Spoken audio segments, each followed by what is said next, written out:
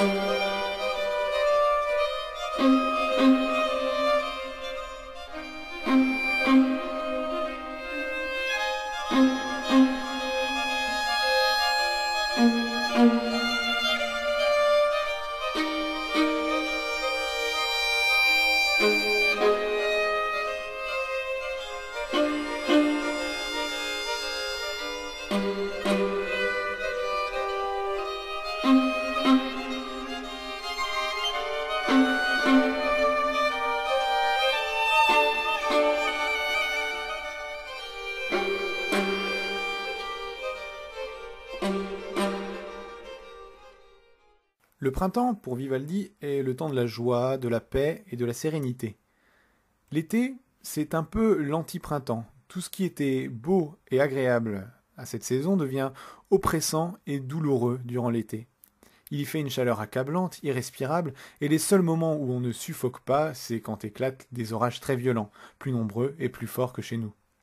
Il y en a un qui vit cette saison dans l'angoisse, c'est le paysan. Les éclairs, les coups de tonnerre, le vrombissement furieux des mouches et des insectes l'empêchent de se reposer et de soulager ses membres-là.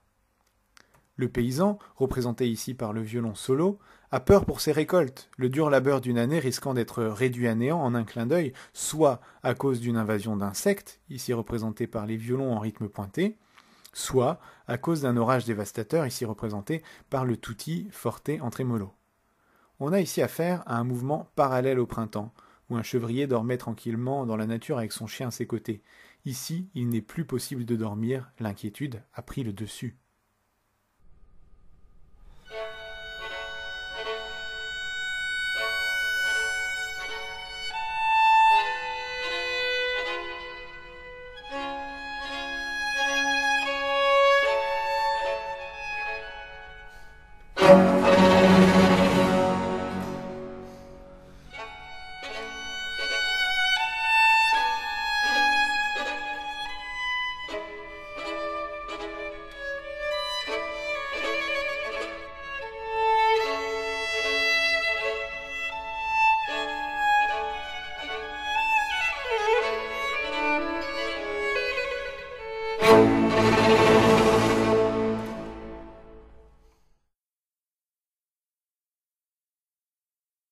Quittons l'été, une saison franchement désagréable, contrairement au printemps, et réfugions-nous en automne.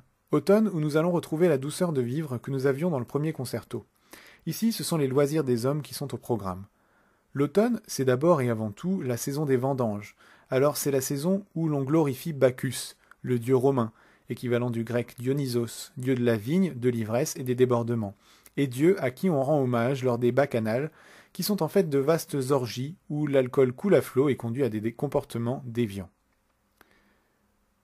Une fois enivrés, les participants s'endorment profondément et à nouveau, comme dans les mouvements lents du printemps et de l'été, il est question de sommeil dans le mouvement lent de l'automne. La basse charge l'harmonie de chromatisme, signe du sommeil d'une profondeur abyssale propre à l'ivresse.